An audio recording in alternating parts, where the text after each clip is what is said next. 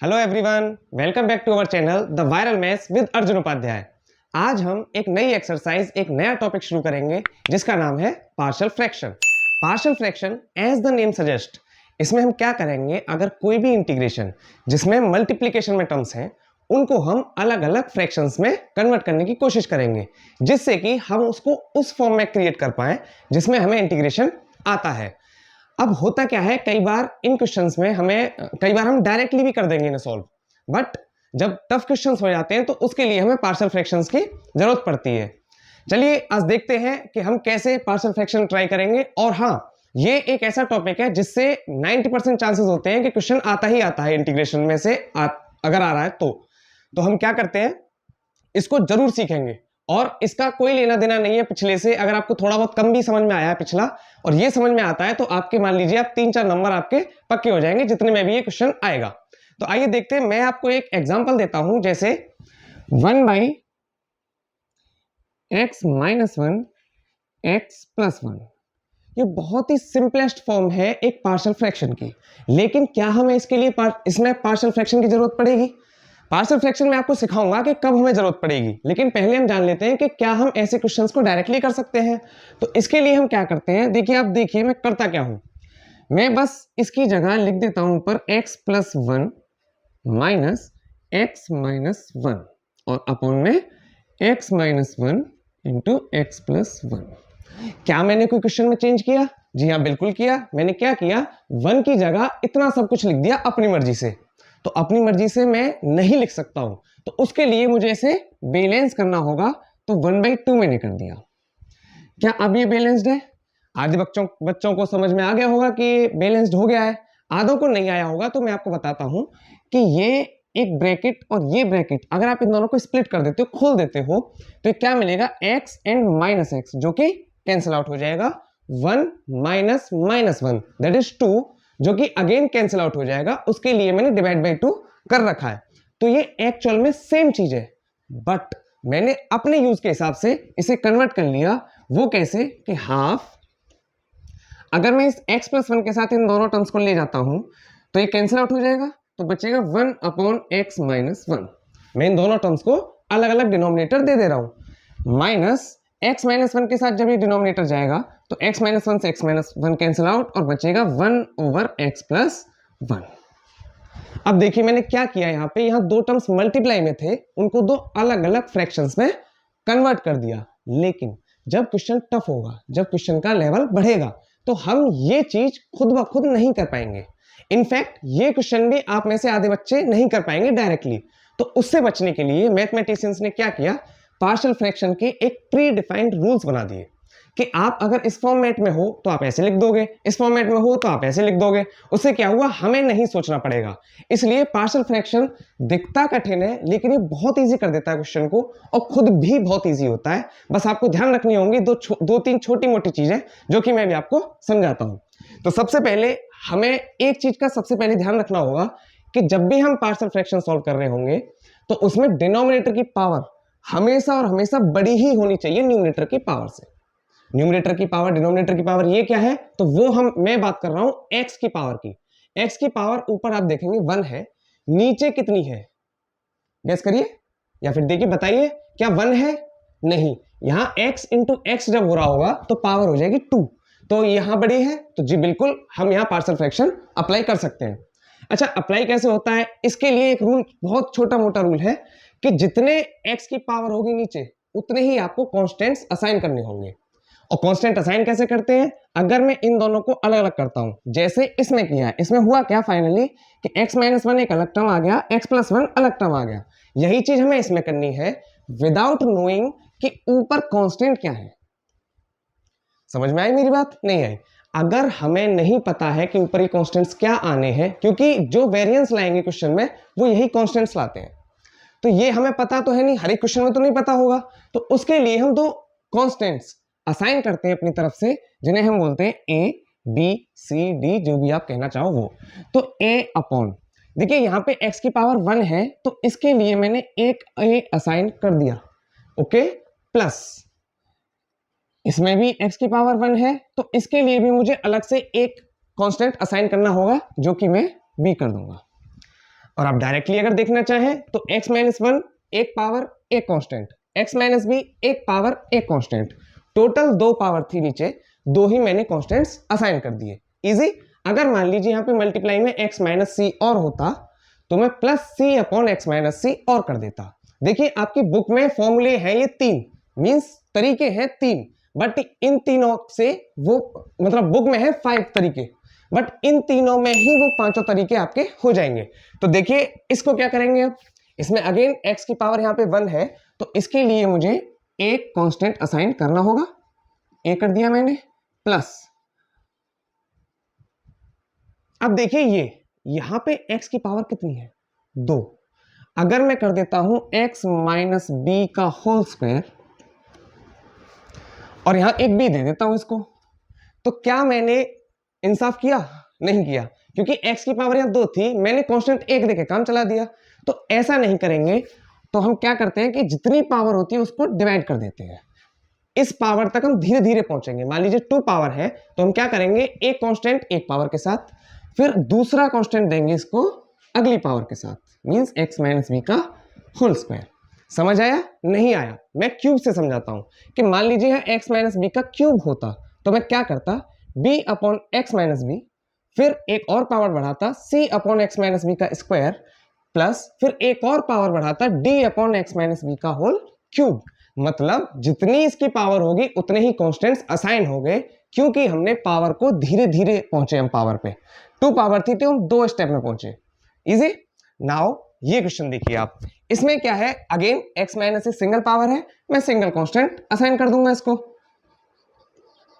कोई इश्यू नहीं है। इश्यू आता है यहाँ पे, ये एक ऐसा फॉर्मेट है जिसको आप अलग अलग नहीं कर सकते। मान लीजिए आपके पास क्वेश्चन होता एक्स स्क्वायर माइनस 1, इसकी जगह ये भी क्वाड्रेटिक इक्वेशन है, ये भी क्वाड्रेटिक इक्वेशन थी, तो इसको तो मैं easily x minus 1 into x plus 1 लिख देता, और ये सिंगल सिंगल पावर होती, मैं सिंगल सिंगल कॉन्स्टेंट्स असाइन करके छोड़ देता। बट अगर आपके पास हो जाता एक्स स्क्वायर प्लस 1, तो क्या इसको आप ऐसे स्प्लिट कर सकते हो? नहीं कर सकते। तो यहां हमारी मजबूरी हो जाती है कि इस पूरे के साथ एक साथ 2 कांस्टेंट असाइन करेंगे हम इस पूरे के लिए, मींस प्लस ये पूरा जो टर्म है x square plus b x plus c, क्योंकि ये स्प्लिट हो ही नहीं पा रहा था, हमने ट्राई किया कि स्प्लिट हो जाए भाई, सिंगल सिंगल कांस्टेंट असाइन कर दें, बट ये नहीं हो पा रहा। और ऐसे फॉर्मेट आपने देखे होंगे बहुत सारे। तो इस केस में क्या करते हैं हम, इस केस में हम 2 कांस्टेंट्स असाइन करते हैं b एंड c, बट यहां मैंने नाम के लिए 2 कांस्टेंट्स असाइन किए हैं। b और c आपको अलग अलग दिख रहे जरूर है, बट अभी ये ऐड होके सिर्फ एक कांस्टेंट का काम करेंगे। नहीं समझ में आया? दोबारा समझिए। मान लीजिए b की वैल्यू 2 है, c की वैल्यू 4 आ जाती है, तो क्या एक्चुअल में मैंने 2 कांस्टेंट्स असाइन किए? नहीं किए, मैंने एक 6 असाइन कर दिया उसको। तो ये तो फिर से मैंने इंसाफ नहीं किया। x की पावर 2 थी, मुझे 2 कांस्टेंट्स ऐसे असाइन करने हैं कि वो आपस में मिलके एक कांस्टेंट ना हो जाए। इसके लिए हम b के साथ x का मल्टीप्लाई कर देते हैं। इजी। ये चीजें आप याद करने बैठोगे तो कई बार क्या होता है, हम गलती कर जाते हैं चीजों में। इसलिए मैंने आपको समझाया कि जितनी x की पावर आपको उतने ही कांस्टेंट्स असाइन करने हैं इंडिविजुअली। समझ आई बात? नहीं आई? अभी थोड़ी सी आपको एक चीज समझ में आई होगी। अभी हम जब क्वेश्चन करेंगे तो मैं आपको सब कुछ समझा दूंगा ढंग से कि कैसे हम असाइन करते हैं और कैसे इन a एंड b की वैल्यूज निकालते हैं। देखिए वैल्यू तो निकालनी पड़ेगी हमें, जब सॉल्व करेंगे तो a और b अभी कोई इनकी वैल्यू थोड़ी है हमारे पास, ये बस कॉन्स्टेंट्स है कि इनकी वैल्यू कुछ भी आ सकती है। वो वैल्यू निकालने का प्रोसेस अभी हम सीखते हैं क्वेश्चन से। आइए आइए देखते हैं। मैंने थर्ड क्वेश्चन सबसे पहले लिया है। ये क्वेश्चन आपको पहले दूसरे थर्ड फोर्थ फिफ्थ सारे क्वेश्चंस का एक ही सॉल्यूशन है, इसी से आपको सारे क्वेश्चन समझ में आ जाएंगे। तो देखिए हम देखते हैं कि हम इसमें पार्शियल फ्रैक्शन का यूज कैसे करेंगे। तो देखिए हुआ क्या कि क्योंकि ये तीनों टर्म्स प्रोडक्ट में है, हमें इनको पार्ट्स में करना है, फ्रैक्शंस में करना है, पार्शियल फ्रैक्शन करके। तो देखिए क्या करते हैं हम कि हमें अभी इंटीग्रेशन शुरू भी नहीं करूंगा मैं सिर्फ इस टर्म को उस फॉर्मेट में लिखूंगा जहां से मुझे इंटीग्रेशन करना आता है, क्योंकि अभी ऐसा कोई रूल नहीं है हमारे पास जहां प्रोडक्ट हो जाए या कोशेंट हो जाए, डिवाइड, ऐसा कोई रूल तो मैंने बताया नहीं है अभी आपको। तो उसके लिए हमें पहले इसको उस फॉर्मेट में लिखना पड़ेगा जहां से हमें इंटीग्रेशन करना आता है, और वो हमारी हेल्प कौन करेगा उसमें? Partial fraction. तो देखिए क्या किया जाए, इसको मैं लिख दूंगा कि इसकी जगह में क्या लिखूंगा आप 3x minus 1 upon x minus 1 x minus 2 and x minus 3। देखिए क्या बोला था मैंने, आपको रटना नहीं है, जो मैंने अभी 3 तरीके बताए थे लिखने के उनको आपको रटना नहीं है, हमें क्वेश्चन में ही वो दिमाग लगाना है। जैसे मैंने आपको समझाया था कि जितनी पावर x की उतने कांस्टेंट्स आपको असाइन करने हैं, रटना कुछ नहीं है। देखो रट के कभी भी कोई भी सॉल्यूशन नहीं मिलता है हमें, रटंत विद्या फलंत नहीं, ये आपने सुना होगा, वो आप यूज नहीं कर पाओगे कभी भी। तो देखिए मैंने क्या बताया था, पहला ध्यान हमें क्या रखना है कि क्या न्यूमरेटर की पावर डिनोमिनेटर से कम है, जी बिल्कुल है, वहां पावर 1 है, यहां पावर 3 है। तो हम क्या करेंगे, x की पावर यहां पे कितनी है 1, तो इसको मैं एक कांस्टेंट असाइन कर दूं, जी बिल्कुल, a upon x minus 1 plus यहां भी x की पावर 1 है, इसको भी एक कांस्टेंट असाइन कर देंगे हम, b अपॉन x माइनस 2, यहां भी सिंगल पावर है तो इसको भी एक ही कांस्टेंट असाइन होगा x माइनस 3। अब आप क्रॉस चेक करेंगे कि यहां पावर x की 3 थी, 3 हमारे कांस्टेंट्स हो गए, हमें कोई मतलब नहीं है पार्शियल फ्रैक्शन से, यही जो मैंने बताया अभी तक यही पार्शियल फ्रैक्शन है। बस आपको इतना याद रखना है कि जितनी पावर यहाँ की उतने कांस्टेंट्स होने चाहिए आपके पास। आप थोड़ा बहुत इधर उधर भी कर देते हैं तब भी आपका आंसर आ जाएगा, you don't need to worry about that. अब देखिए अब होता क्या है कि हमने ये लिखा क्यों, हमें इससे फायदा क्या हुआ, हमें ए और बी की सी की वैल्यूज कैसे मिलेंगी, ये सब अब देखिए आप। तो देखिए ये तो सेम रहेगा, इधर तो x minus 1, x minus 2 and x minus 3, यहां 3x माइनस 1 है, इज इक्वल्स टू, एक चीज बताइए, अगर मैं यहां पे एलसीएम लेता हूं तो क्या मिलेगा मुझे, x minus 1, x minus 2 and x minus 3। Okay, अब देखिए a के डिनोमिनेटर में x माइनस 1 है, ये दोनों नहीं है तो ये दोनों a के साथ आ जाएंगे, x minus 2 x minus 3 plus b के डिनोमिनेटर में x माइनस 2 है तो इसे छोड़ के बाकी दोनों इसके साथ आ जाएंगे, means x minus 1 x minus 3। Okay, plus c के डिनोमिनेटर में x माइनस 3 है तो बाकी दोनों उसके साथ आ जाएंगे। ये देखो बहुत अच्छा तरीका है डिनोमिनेटर एलसीएम लेने का, एलसीएम लिया और कैसे लिखनी है चीजें ये हम यहां से सीख जाएंगे। x माइनस 3 इसके पास था तो यहाँ x माइनस 2 आ जाएगा। Okay, no issue.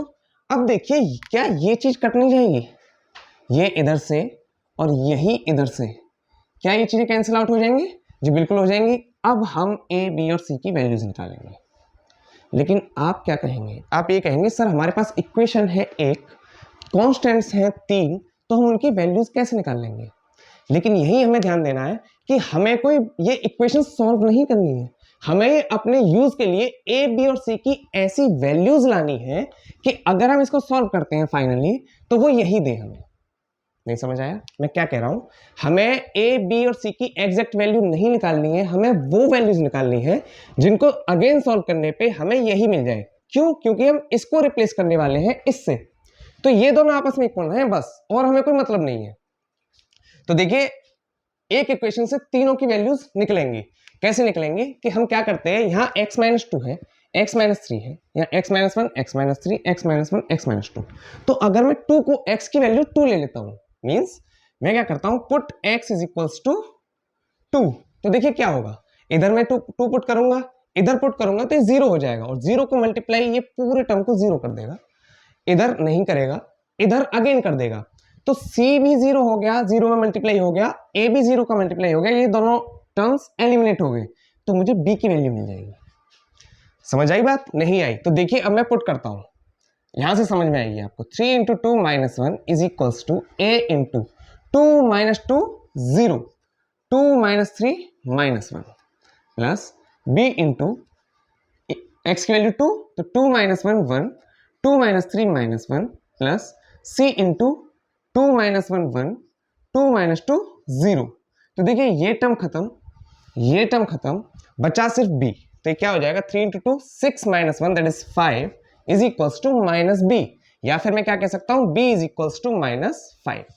आ गई b की वैल्यू, अभी सिर्फ b की वैल्यू आई है, सेम प्रोसेस हम इन दोनों के लिए भी करेंगे। इस बार क्या करेंगे, x की वैल्यू 3 ले लेंगे, तो अब x की वैल्यू 3 लेने पे क्या होता है, 3 इंटू 3 माइनस 1 दैट इज 8, ये सब आपको आता होगा, और आता क्या, पुटी तो करनी है x की value, 3 into 3 minus 1 that is 8 is equals to, देखिए ये 0 हो जाएगा, ये भी 0 हो जाएगा, ये नहीं होगा, तो इसमें क्या मिलेगा हमें c into 3 minus 1 that is 2 and 3 minus 2 that is 1। तो यहां से हमें c की क्या वैल्यू मिल जाएगी 8/2 दैट इज 4। c की वैल्यू भी आ गई। अब हमें a की वैल्यू चाहिए, तो और क्या कर सकते हैं जी, बिल्कुल x की वैल्यू 1 पुट कर सकते हैं। तो यहाँ x की वैल्यू 1 पुट की हमने, तो देखिए ये तो 0 होगा नहीं, ये 0 हो जाएगा, ये 0 हो जाएगा, और इधर जब 1 पुट करेंगे तो 3 into 1 that is 3 minus 1 2 is equals to a into 1 minus 2 minus 1 1 minus 3 minus 2, और ये दोनों 0 हो ही जाएंगे। तो यहाँ से a की वैल्यू क्या आ जाएगी आपके पास 2 is equal to 2a, that is a की वैल्यू हमारे पास आ गई 1। हमारे पास a, b और c तीनों की वैल्यूज आ चुकी हैं। बस अब कुछ नहीं करना, हमें इसको यहां पुट कर देना है और इस पूरे टर्म को इससे रिप्लेस कर देना है। क्यों? क्योंकि अब ये जो फॉर्म है ना, ये हमारी सॉल्वेबल फॉर्म है। इसके बाद क्या होगा, अगर मैं आपको यही समझाना चाहूं तो ये a की वैल्यू इस पूरे को i, मान लीजिए ये i था, ये इंटीग्रेशन i था, तो इसको मैं किससे रिप्लेस कर दूंगा a upon x minus 1 that is 1 upon x minus 1 plus b upon x minus 2, b की value minus 5 that is minus 5 over x minus 2 plus c upon x minus 3 that is 4 upon x minus 3। अब देखिए single terms है ये, और 1 by x का क्या होता था log x, और क्योंकि लीनियर टर्म्स है तो इसमें हम सीधा सीधा log x माइनस 1। लेकिन ध्यान रहे जब भी x के अलावा कुछ होगा और लीनियर टर्म होगा तो हमें इसको भी डिफरेंशिएट करके नीचे लिखना होता है, लेकिन यहाँ x का कोएफिशिएंट 1 है तो 1 आएगा डिफरेंशिएशन उसका, जो लिखने की जरूरत नहीं है। माइनस 5 1 बाई एक्स माइनस 2 का क्या हो जाएगा log x minus 2 plus 4 by x minus 3 का क्या हो जाएगा 4 log x minus 3 and plus log c। जब सब log में है चलो c को भी log दे दिया जाए, तो i की वैल्यू हमारी ये आ जाएगी। अब आपने थोड़े बहुत लॉगरिथमिक फंक्शन पढ़े होंगे, तो log a minus log b क्या होता है log a अपॉन b, लेकिन ये सिर्फ तब होगा जब ये इनटू में कुछ ना हो इसके, और ये चीज कहां चली जाती है इसके पावर में। अगर आपको लॉग समझने में प्रॉब्लम है तो आप हमें कमेंट करके बताइए, मैं लॉग के ऊपर एक अलग से क्लास बना दूंगा जिसमें आपको ये सब मर्ज करना आ जाएगा कि कैसे इन चीजों को एक जगह लिखा जाता है। अदरवाइज मैं होप करता हूं कि आपको ये चीजें आती होंगी क्योंकि आप डिफरेंशिएशन करके आए हो। 4 यहां से पावर में पहुंच जाएगा और सी ए रहा। अब देखिए जो जो टर्म्स एडिशन में है वो सारे रहते हैं ऊपर, लॉग ये एडिशन का टर्म है, प्लस का सम साइन है यहाँ पे तो x माइनस 1, यहाँ प्लस का साइन है ये भी x माइनस 3 की पावर 4, ये भी प्लस का साइन है तो इंटू सी अपॉन, ये नेगेटिव है तो ये जाएगा डिनोमिनेटर में। ये हमारी वैल्यू आ गई, ये इंटीग्रेशन हमारा सॉल्व हो गया। तो ये है तरीका पार्शियल फ्रैक्शन यूज करने का। कुछ नहीं, आपको बस ध्यान रखना है कि नीचे डिनोमिनेटर में x की पावर कितनी है उतने ही आपको कांस्टेंट्स असाइन करने हैं, फिर उनकी वैल्यूज निकालनी है, उनको रिप्लेस कर देना है इसी इक्वेशन में, जिसे हम फर्स्ट नाम दे सकते हैं, जिससे आपको याद रहे कि किस में इनको रिप्लेस करना है, उसमें रिप्लेस कर देना है और फिर उसको डायरेक्टली इंटीग्रेट कर देना है। इसके बाद ये इस फॉर्म में आ ही जाता है नॉर्मली कि हम उसको डायरेक्टली इंटीग्रेट कर पाए, अदरवाइज थोड़ी बहुत दिक्कतें करके थोड़ी बहुत चीजें करके हम उसको इंटीग्रेट कर लेंगे। आइए देखते हैं नेक्स्ट क्वेश्चन, जिससे आपको और भी कुछ सीखने को मिलेगा। तो आइए, ये एक नया क्वेश्चन मैंने लिया है जिसमें एक नई चीज है कि क्या है, यहाँ डिनोमिनेटर में भी पावर x की 2 है और न्यूमरेटर में भी पावर x की 2 है, लेकिन मैंने आपको क्या बताया था कि न्यूमरेटर की power in any case denominator से कम होनी चाहिए। तो हम क्या करेंगे, हमें ये पावर कम करनी पड़ेगी। तो उसका क्या प्रोसेस है, प्रोसेस देखिए इसके कई सारे हैं, अलग अलग टीचर्स अलग अलग तरीके से करा सकते हैं। कई टीचर्स इसको डिवाइड ही करवा देते हैं सीधा, जो कि हम 9th-10th में सीखा था हमने कि डिवाइड कैसे करते हैं इक्वेशन से इक्वेशन को। बट यहाँ क्योंकि हम 12th में हैं और हमें इंटीग्रेशन करना है न कि डिवाइड, तो हम यहाँ कुछ अलग तरीका देखेंगे। अगर आपको पसंद आए, और इतना अच्छा यूनिक सा तरीका है और बहुत ईजी तरीका है, अगर आपकी समझ में आ गया तो आप इससे फास्ट तरीका और कोई हो नहीं सकता इसका। तो देखिए हम करेंगे क्या, इज इक्वल्स टू, पहले हम इसको इसके फॉर्मेट को खोल देंगे इन ब्रैकेट्स को, तो 1 minus x square over x minus 2x square. अब हम ये सोचेंगे कि हमारा मोटिव क्या है, हमारा मोटिव क्या है इस क्वेश्चन में? हमारा ये है कि न्यूमरेटर की पावर इससे कम हो जाए, और न्यूमरेटर की पावर इक्वल कर कौन रहा है? ये कर रहा है एक्स स्क्वायर। तो अगर मैं कोई ऐसा सिनेरियो क्रिएट कर देता हूं जिससे एक्स स्क्वायर एलिमिनेट हो जाए, तो हमारा काम आसान, हमारा फिर वही फॉर्मेट आ जाएगा सेम। तो मुझे एक्स स्क्वायर हटाना है, लेकिन एक्स स्क्वायर हटेगा कब? तो एक तरीका उसका ये है कि क्यों ना मैं ऊपर ऐसा ही सेम टर्म बना दूं एक्स स्क्वायर के साथ। समझ आई बात? नहीं आई? एक्स माइनस 2x स्क्वायर अगर मैं ऊपर क्रिएट कर देता हूं एनी हाउ, और फिर उसको अलग कर दूंगा, तो उससे क्या होगा? ये कैंसिल आउट होके एक्स स्क्वायर वाला टर्म पूरी तरह से एलिमिनेट हो जाएगा। तो मेरा फोकस रहना चाहिए एक्स स्क्वायर वाले टर्म पे। तो उसको इक्वल करता हूं पहले नीचे से। तो देखिए यहाँ पे माइनस 2x स्क्वायर है, ऊपर माइनस एक्स स्क्वायर है। किस चीज की जरूरत है इसको? 2 की। तो मैं वही कर देता हूं 1/2 और 2 से मल्टीप्लाई। तो ये क्या हो जाएगा? 1 की जगह हो जाएगा 2 और ये एक्स स्क्वायर की जगह हो जाएगा 2x square. Is there any problem? No. तो माइनस 2x स्क्वायर तो मिल गया, पर अभी क्या ये कटने लायक हो गया? नहीं हुआ, क्योंकि यहाँ x माइनस 2x स्क्वायर है, यहाँ 2 माइनस 2x स्क्वायर है। मैं अभी इसे काट ही नहीं सकता। तो इसको किसकी नीड है?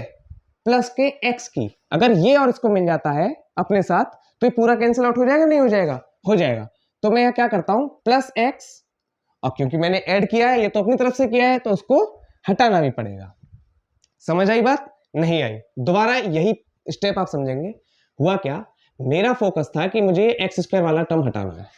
एक्स स्क्वायर वाला टर्म एक कंडीशन ऐसी है जिसमें हट सकता है कि अगर मैं डिनोमिनेटर से न्यूमरेटर को कैंसिल आउट कर दूं, लेकिन कैंसिल आउट इक्वल टर्म्स होते हैं हमेशा। तो यहां था माइनस 2x स्क्वायर, मैंने पहले एक्स स्क्वायर को माइनस 2 दिया, उसके लिए मैंने 2 से डिवाइड और 2 से मल्टीप्लाई किया। गलत कुछ नहीं किया है मैंने, क्वेश्चन के हिसाब से चले हैं, मैथमेटिक्स के हिसाब से चले हैं। तो मैंने इस टर्म को इक्वल किया, बट ये अभी भी कटने की फॉर्म में नहीं आया। इसको एक x चाहिए जिससे कि इतना टर्म सिर्फ वो कैंसिल आउट हो जाएगा। तो मैंने प्लस का x दिया उसको, और माइनस x भी करना पड़ा मुझे मजबूरी में। तो अब देखिए होता क्या है, मैं इतने टर्म को x माइनस 2x स्क्वायर को अलग रखूंगा और बाकी के टर्म को अलग रखूंगा। तो देखिए 1/2 ये हो जाएगा आपका। इतना टर्म मैं अलग ले लेता हूं, इसको रिवर्स करके लिख लूं तो x minus 2x square over x minus 2x square, isn't it? ये हमारा टर्म अलग आ गया। बाकी क्या बचा? Plus 2 minus x over x minus 2x square. देखो इसमें पावर कम हो चुकी है और ये पूरा का पूरा कट ही चुका है। तो हमारा एक्स स्क्वायर वाला टर्म एलिमिनेट हो गया, हमारा काम हो गया। न्यूमरेटर की पावर डिनोमिनेटर से कम हो गई।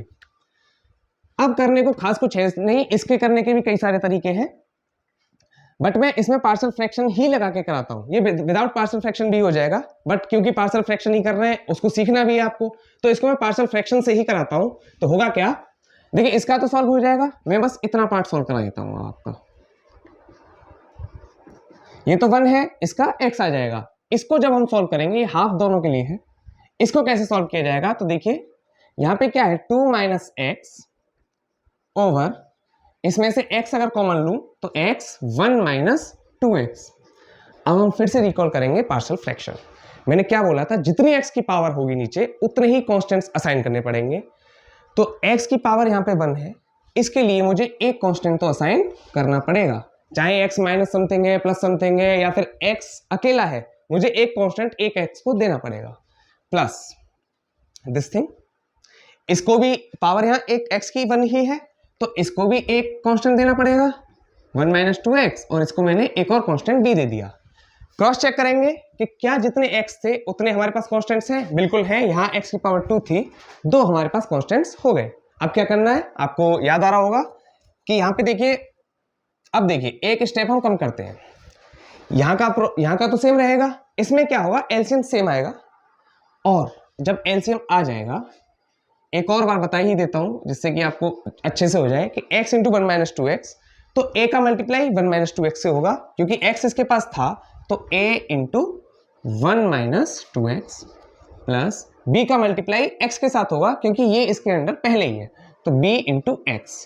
अब ये नीचे वाला जो टर्म है वो इधर से कट जाएगा, तो इस टर्म को मैं हटा देता हूं, और लेफ्ट हैंड साइड पे क्या बचेगा? Only 2 minus x.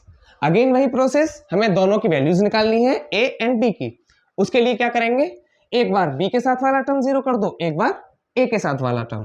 तो क्या पुट करें हम? पहले x इज इक्वल्स टू 0, उससे क्या होगा कि b के साथ वाला टर्म 0 तो a की वैल्यू आ जाएगी, फिर मैं इसको 0 कर दूंगा तो b की वैल्यू आ जाएगी।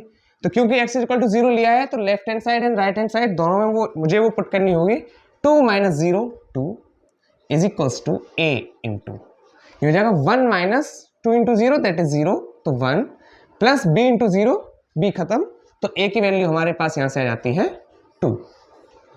ओके, सिमिलरली अब x की क्या वैल्यू पुट करूं जिससे कि ये वाला टर्म 0 हो, तो अगर आप सोच पा रहे होंगे तो x की वैल्यू 1/2 पुट होगी, अदरवाइज अगर प्रॉब्लम होती है तो इसको इज इक्वल टू 0 रख देंगे, वहां से x की वैल्यू आ जाएगी। क्योंकि हमें 0 ही तो करना है फाइनली ये, तो या तो वैसे निकाल लो या फिर आप गैस करके निकाल सकते हो कि 1/2 अगर मैं रखूंगा तो 1 माइनस 1 0 हो जाएगा, तो यहां से 1/2 वैल्यू रखूंगा तो ये जाएगा 2 माइनस 1/2 इज इक्वल्स टू ये 0 हो गया b इंटू 1/2, यहां से 2 माइनस 1/2 हो जाएगा 3/2, यहाँ 1/2 2 से 2 कैंसिल आउट, अगर आप सॉल्व करेंगे इसको तो b की वैल्यू 3 आ जाएगी। इनमें मैं टाइम वेस्ट नहीं कराऊंगा, वीडियो लंबी हो जाएगी, तो b इज इक्वल टू 3।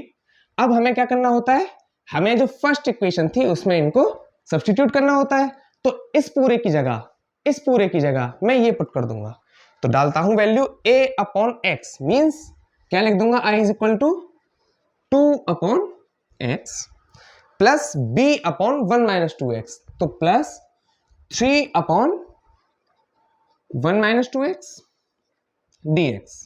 अब देखिए फॉर्मेट ऐसा आ गया है कि हम इसको डायरेक्टली सॉल्व कर सकते हैं, तो क्या हो जाएगा 2 कांस्टेंट है बाहर, 1/x का इंटीग्रेशन log x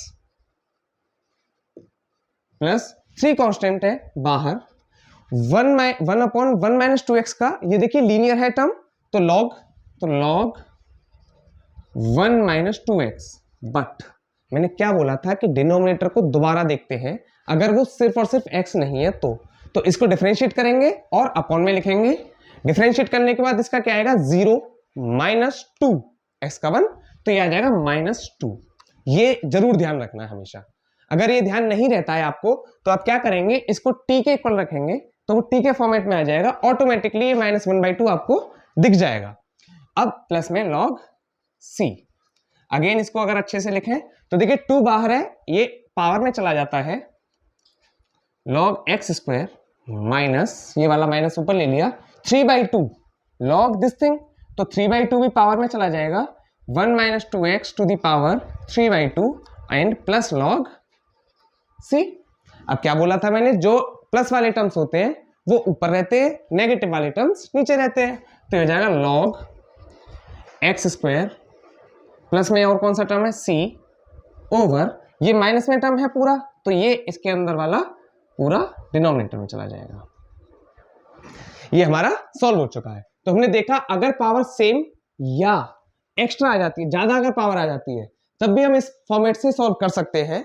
अगर इन केस कई बार ऐसा हो जाता है कि बहुत ज्यादा टिपिकल क्वेश्चन दे दिया जो कि नहीं आता है बोर्ड्स में, अगर वैसा आ जाता है तो हम जो करते आ रहे हैं अभी तक डिवाइड वाला फिर उसकी तरफ जाएंगे, अदरवाइज वैसा आएगा ही नहीं क्वेश्चन। तो ये आज मैंने 2 क्वेश्चंस आपको करा दिए हैं एक्सरसाइज 1 के, वीडियो ज्यादा लंबी हो जाएगी इसीलिए इसी वीडियो में मैं और क्वेश्चंस नहीं करा रहा हूं, उसके लिए सेकंड पार्ट बनाऊंगा जिसमें मैं और क्वेश्चंस जिनसे कि बाकी सारे क्वेश्चंस आप खुद ब खुद कर पाए वो सेलेक्ट करके आपको अगली वीडियो में कराएंगे। तब तक के लिए बाय बाय कहना चाहूंगा, लेकिन हमारा मोटिवेशन करने के लिए आप चाहें तो लाइक शेयर एंड सब्सक्राइब कर सकते हैं, जिससे कि हमें थोड़ा मोटिवेशन मिले आगे और वीडियोस बनाने के लिए, क्योंकि थोड़ी मेहनत लगती है हर चीज को करने में। लगता बहुत आसान है कि बहुत आसान होती हैं चीजें, पर थोड़ा टाइम लगता है, इसलिए थोड़ा सपोर्ट हमें चाहिए आपका, थोड़ा मोटिवेशन आप हमारे लिए करें और इसको लाइक शेयर एंड सब्सक्राइब करें। Thank you, have a nice day.